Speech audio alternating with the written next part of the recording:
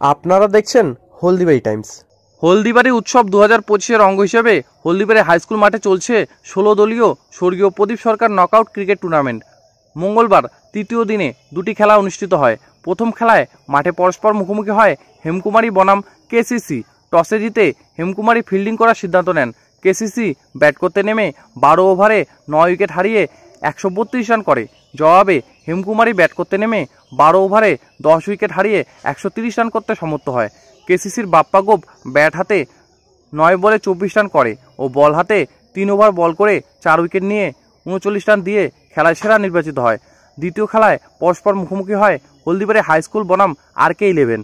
টসে জিতে Haldibari high school fielding করার সিদ্ধান্ত নেন। RK11 ব্যাট করতে নেমে 12 ওভারে 6 উইকেট হারিয়ে 174 রান করে। জবাবে হলদিবাড়ি হাইস্কুল ব্যাট করতে নেমে 12 ওভারে 8 উইকেট হারিয়ে 124 রান করতে সমর্থ হয়। RK11-এর শুভম পাল ব্যাট হাতে 36 বলে 85 রান করে ও বল হাতে 2 ওভার বল করে 2 উইকেট নিয়ে 22 রান দিয়ে খেলায় সেরা নির্বাচিত হয়।